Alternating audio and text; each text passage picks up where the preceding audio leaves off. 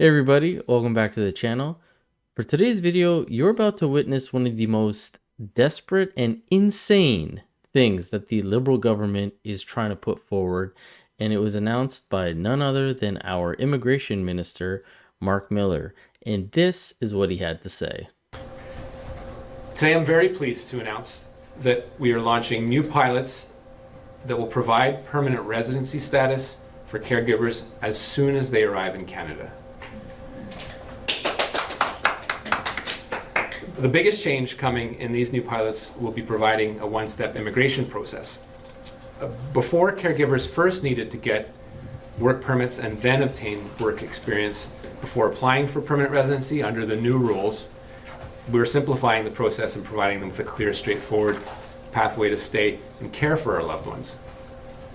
The change will notably provide more autonomy for caregivers to leave workplaces with abusive situations and seek opportunities to advance in the care sector. I'm also pleased to share that we are lowering, out of fairness, the language requirements to Canada Language Benchmark 4 under these new PR on arrival pilots. Our aim is to strike a balance between breaking down the barriers caregivers face to get PR and selecting newcomers who will be resilient to changes in the labor market. Lowering the language requirements is a must-needed change that we've heard directly from the community on, and will align with other programs in my department, as well as provincial programs, creating better consistency and fairness for all applicants. Caregivers will still have the needed language skills to work in the caregiving field. Let me be clear about that. And finally, as we look to address the desperate need for caregivers, we're also expanding the pilot programs from private household employers now to also include organizations who will directly employ home care workers. This will allow for and not-for-profit organizations to provide job offers and help address home care needs where labor shortages exist. Now, before we break down how crazy everything he just said was, I want to go back and play a small little section where if you listen super carefully when he's talking about the language requirements, somebody, either the cameraman or another reporter, says, "I don't know about that," when he's talking about lowering the standards. Just try to listen very carefully. Directly from the community on, and will align with other programs in my department, as well as provincial programs, creating better consistency and fairness for all applicants. Now, you might need a good pair of headphones to actually hear what I was talking about, but I thought it was quite funny when I did hear it. Now, if we're moving back to what he actually said in this statement, which is pure insanity, anybody who's claiming that they're a caregiver essentially has a one-step process now and is going to get their permanent residence. And this all comes on the heels of him talking about increasing the amount of Gazan families that are allowed to come here. We heard about the regularization, which he's going to talk about in this one as well. We have all the international students demanding that their visas be pushed further and they get extensions. And to be honest, I wouldn't be quite surprised if we don't see all of a sudden an influx in caregiving. If now all these international students have to just say, "Oh yeah, we're taking caregiving in school now," or "We're coming here as caregivers." What kind of can of worms are you opening then?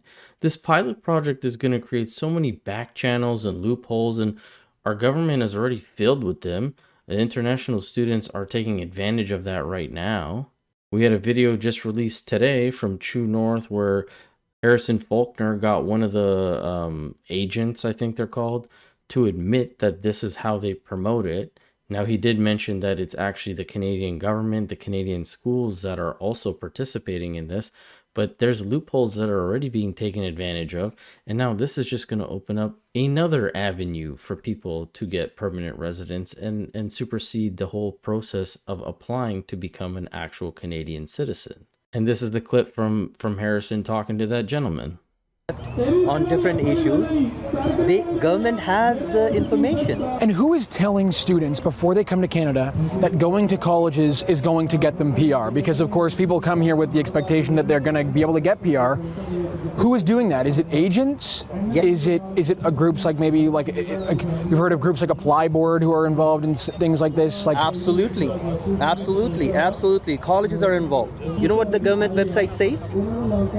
That you don't even need to have be an English speaker in order to apply for study permit in Canada. Meanwhile, we are doing all this. But you have to pass an all this IELTS is score, happening. right? You have to do an IELTS score. They have reduced the score from last year. People who get a student visa, that is a temporary visa, right? Agree. Is the government lying to them and saying to them that actually this is a way to get PR, or are they saying you're getting a student visa, and when that time is up, you're out of a student visa? You can either apply to PGWP, you can get your PR if you apply, but it's not promised. It's not guaranteed, right? I completely agree with that. And then there's a maybe factor, right? But the colleges dealt with agents which told the different story. So when they initially came to Canada. Now, the government has realized this problem, but no action has been taken against the real culprits. That's the colleges and DLIs. Why not? We're talking about the people, again, who are victims, who came on false promises by whom? By the people in India. Who let it happen? Who hired the people in India to represent them? Canadian colleges. Right. So again, you hear that. You hear about all the corruption and the loopholes there. What's to say that's not going to stop individuals taking advantage of now this caregiver route? And not only that, what happens when they finally get their permanent residence and are no longer caregivers, or they decide, you know what, caregiving is not for me. I'm going to go do something else. I'm going to work at a Tim Hortons or a grocery store or construction or do something else. Are you going to revoke the permanent residence because they came in on the pretense that they were going to stay as caregivers, which is why they got their permanent residence in a one-step process, but now they've switched out of it? So then how is that going to work? Because once they get permanent residence, I don't think that you're actually able to do anything about that. But if we continue down the path of what he said was be changing, he talked about changing the language requirement from the level 4, I believe he said. And if you actually look at what that entails, the Canadian language benchmark level 4, this is an example of somebody who would be a level 4. My name is Mohammed. I'm a level 4. I worked as a teacher back home. I work as a barber in Canada. I talk to customers and ask what they want. We talk about weather. Now, this is a level 4. Now, if we actually, you can download this whole thing for free. And if you actually go to it, level 4 of listening, because it's broken down into listening, speaking, reading, and writing. If we come back to what a level 4 listener would be, an example would be a description of a household task. Well, if they are caregivers and they need to be able to do household tasks, wouldn't be having a level 4 of listening be required? A level 4 in speaking gives simple information about common everyday activities, experiences, needs, and wants. Uses basic grammar to connect my ideas. Leave short, simple telephone messages. Ask for a day off. Like, these would be standard things that anybody who's foreign from another country would need to have in order to get through the day. And you're now going to be removing the level 4, which to me makes absolutely no sense. But again, if we go down to reading, a level 4 in reading, telephone numbers on online directories. I guess a telephone number might be required if you're caregiving for somebody and they have children or elderly. Again, very basic standard requirement. I don't understand how he's saying people are saying it's too hard. If it's too hard, then unfortunately, you can't get permanent residence because you need to be able to communicate with the people who are hiring you or who you're taking care of. And say you're taking care of a child and the child has better reading, writing, grammar, and all that stuff than you do, that might be a little concerning to some individuals. But you know what you shouldn't do? You shouldn't worry, because Mark Miller says that he has plenty of individuals that are stuck in previous pilot projects that are going to be ending, but he could just roll them into this one. At least that's how I took what he said right here. Okay, so that applies to the fact that some of these programs are going to be expiring this month, Right. And if this pilot doesn't launch until the fall. We have enough, and this is where backlog sadly plays in our advantage, is we have enough folks to fill the spots that are there. Those programs are no longer taking applications because they're well oversubscribed, but they do formally terminate in mid-June, both of those pilot programs, with the new one to launch later. It will not affect the flow of people coming to the country, but I think there was a lot of trepidation as to whether the government of Canada was considering doing something else. And I think here today we're reassuring them we are doing something else, something actually much more positive. Now, I wish I could say I was trying to play a fast one on you guys with this video, because you could see it's very choppy, very grainy, jumps around. That's from what CPAC recorded. So unfortunately, this video is real. Mark is actually saying all this. And as I mentioned, to me, he's openly admitting that there was programs that people applied to where now it's no longer able to take more people, and those programs are going to be closing, but they just keep opening more and more pilot projects, and it sounds like they're just going to be shifting these people over to the next project, to the next project, to the next project. And I'm sure many people are going to point this out. This is just another way for liberals to potentially secure a lot of votes from they mentioned that a lot of these caregivers are typically Filipino women. Maybe they're trying to get the Filipino vote. Again, the international individuals, the Gazans, all of these refugees potentially are going to increase the liberal vote and skew the numbers because they're getting so many benefits, so much in terms of becoming permanent residents. And then Mark goes on again to start talking about regularization, which is something we do not need. He mentions that these people have a hard time getting a permanent residence. They've been here for so long. Maybe they don't qualify for things. If you've been here for that long, apply to become a citizen. If you don't qualify to become a citizen, then unfortunately, you may have to go, or you just don't get your permanent resident status. I want to, just given that there's an audience here who you just spoke with saying they're, yes, this is a great measure, but there's still work that needs to be done. What did you hear from them? So this meeting was, I think, productive. Everyone is happy about the announcement today. We focused on two or three other elements that are really touch the community in particular. The broad program on regularization that our government is working on.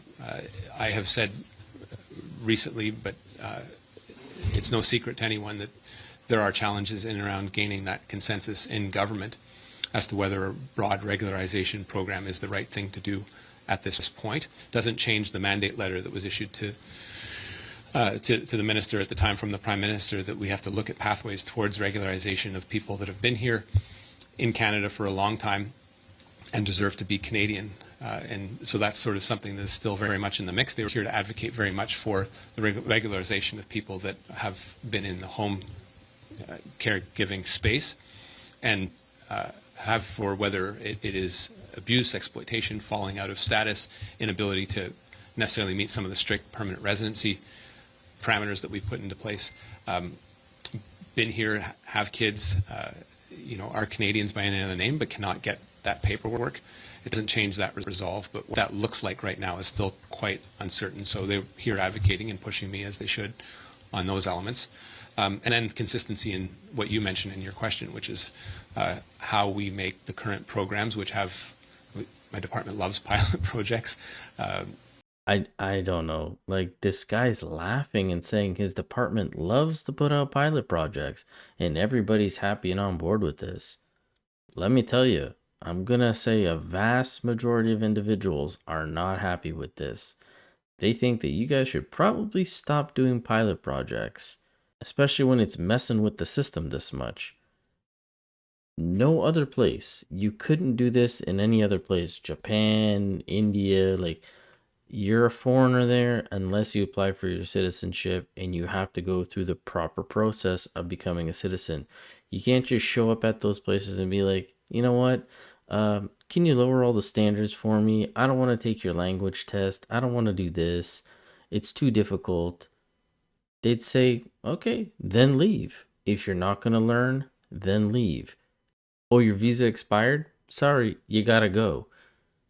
Like, it's just mind-blowing that these guys can just continuously get up in front of the camera and make these ridiculous announcements. But as always, this is just my opinion. Love to hear from you guys. So please let me know in the comment section below what you thought about this whole crazy situation. As the title says, this is insane, but I'm sure there will be more to be announced. So hit the subscribe button, and as always, I will catch you guys on the next one. Thanks so much.